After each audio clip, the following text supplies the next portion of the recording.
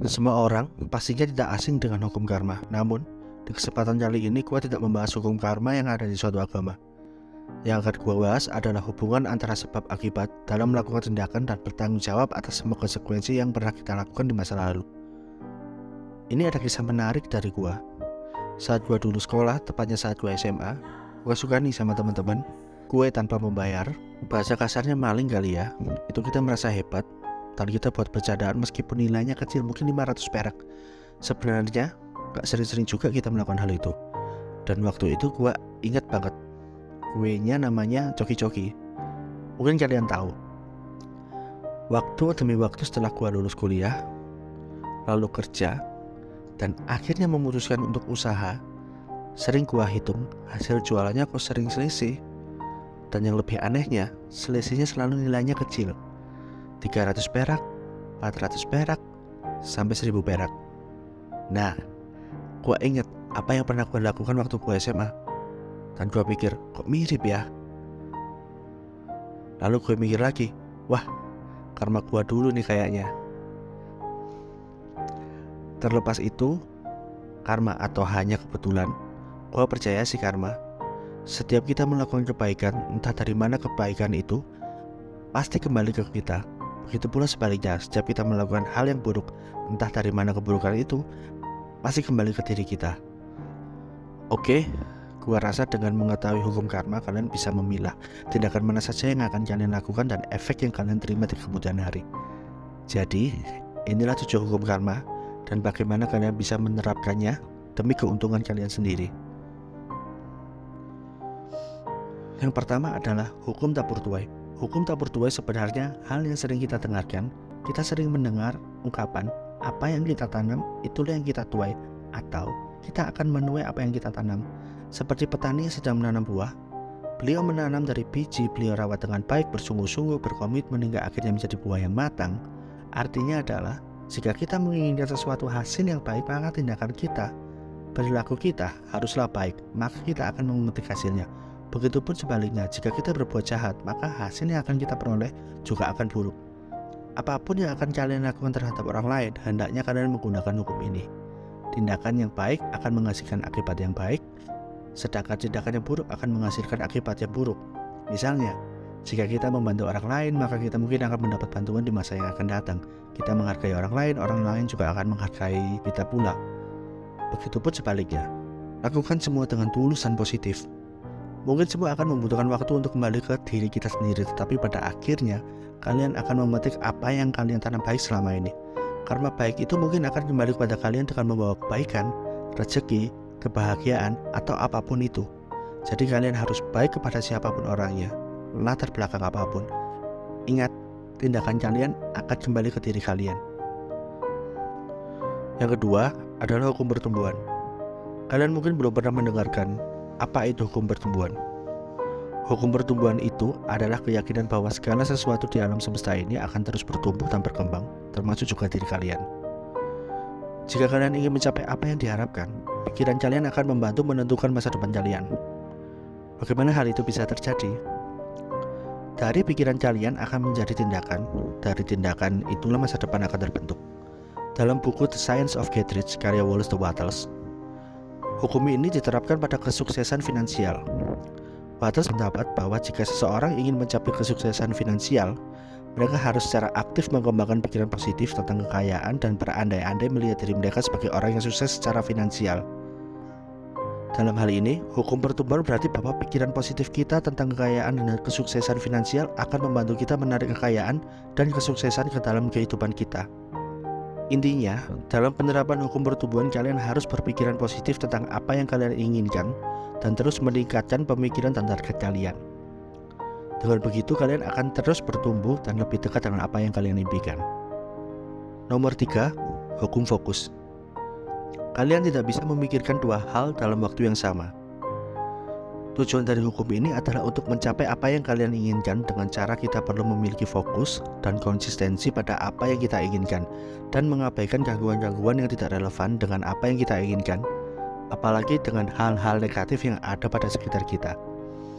Dalam bisnis, hukum fokus juga bisa diterapkan pada strategi bisnis. Misalnya, Jika kalian ingin mencapai kesuksesan dalam berbisnis, kita perlu fokus pada produk dan juga layanan yang kita tawarkan, dan memastikan kita memenuhi kebutuhan konsumen kalian dengan baik.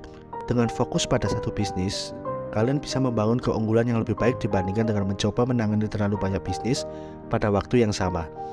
Dalam menerapkan hukum ini, mungkin akan sulit bagi kalian untuk melakukannya, tetapi kita hanya perlu disiplin dan bersabar untuk mempertahankan fokus kita untuk mencapai mimpi yang akan kita capai. Nomor 4, hukum kerendahan hati.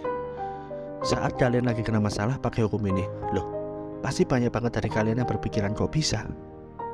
Jadi gini, saat kalian punya hukum kerendahan hati di diri kalian, kalian akan memiliki sikap di mana kalian akan memberi pengakuan jujur terhadap diri sendiri, tidak sombong atau overconfident, dan mampu menghargai keberadaan orang lain serta kemampuan mereka. Gua kasih contoh ya, saat kalian tidak memiliki hukum ini dan kalian punya sebuah masalah, kalian tidak memiliki review yang jujur atas diri kalian sendiri, kalian akan sombong dengan isi kepala kalian dan beranggapan apa yang ada di otak kalian benar. Padahal masalah yang kalian miliki tidak terselesaikan, dan bahkan mungkin masalahnya tambah besar. Sadar bro, itu semua kosong. Tetapi saat kalian memiliki hukum kerendahan hati, di saat kalian ada masalah, kalian akan cenderung mereview diri kalian dengan jujur dan mencari tahu apa kelemahan kalian dan belajar bagaimana kelemahan ini menjadi kekuatan bagi diri kalian. Lalu kalian tidak akan membanggakan diri sendiri atau menganggap lebih baik dari orang lain, sehingga kalian akan terbuka dengan kritik dan masukan baik dari orang lain dan belajar dari kesalahan. Dari situ, mungkin masalah yang kalian punya akan selesai. Cobalah untuk menjadi lebih rendah hati bro. Nomor 5, hukum tanggung jawab. Kalian harus bertanggung jawab atas tindakan dan keputusan yang sudah kalian ambil. Hukum ini mengajarkan ke kalian untuk bertanggung jawab atas semua tindakan dan keputusan yang sudah pernah kalian buat, serta bertanggung jawab dengan konsekuensi tindakan kalian. Kenapa hukum tanggung jawab penting untuk kehidupan kalian? Karena hukum ini akan membangun karakter dan integritas kalian. Hal yang terpenting dari hukum tanggung jawab adalah kemampuan untuk mengambil keputusan yang tepat. Kalian harus mengambil tindakan yang baik dan positif dalam hidup kalian, dan jangan pernah menyalahkan orang lain atas kegagalan atau masalah yang kalian alami. Kalian juga harus mengetahui bahwa kalian memiliki kontrol atas hidup kalian dan jangan pernah menyerah dalam situasi apapun. Ketika kalian sudah bertanggung jawab atas tindakan dan keputusan kalian, kalian akan memiliki kendali atas kehidupan kalian sendiri, yang mana kalian akan mendorong diri kalian untuk melangkah ke depan. Nomor 6, hukum perubahan. Tidak akan ada yang berubah kalau kalian tidak merubahnya. Itulah hukum perubahan. Hukum perubahan mengajarkan jika kalian ingin kualitas hidup kalian lebih baik, maka rubahlah. Kalian harus mengambil tindakan sekarang juga, agar perubahan pada diri kalian benar-benar akan membuahkan hasil yang baik bagi diri kalian. Jika kalian menemukan kebiasaan atau tindakan yang tidak berimpak pada diri kalian, kalian harus benar-benar berusaha untuk mengubahnya. Kalian tidak bisa hanya memikirkannya saja dengan berandai-andai tanpa melakukan tindakan.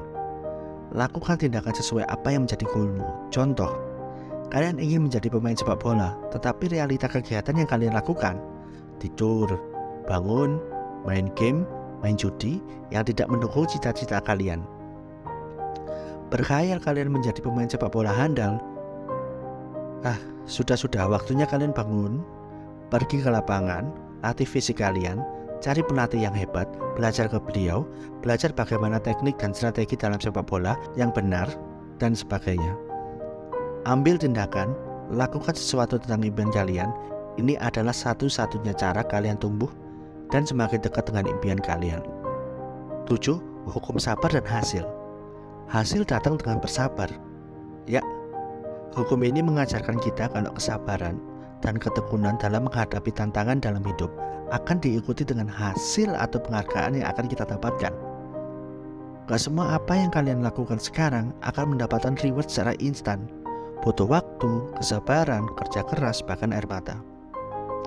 Dalam hidup ini, kalian mungkin akan mengalami kegagalan, justru disitulah seninya. Saat kalian bersabar, tekun, dan bekerja keras dari kegagalan itu, akan membentuk pribadi kita. skill kita menjadi lebih baik sehingga kita dapat belajar dari kesalahan, lalu memperbaiki situasi dan akhirnya mencapai impian kita. Oke, sekian dulu pembahasan kali ini. Dengan kalian menguasai 7 hukum karma ini dan kalian terapin di kehidupan kalian, gue berharap kalian bisa lebih dekat dengan impian kalian.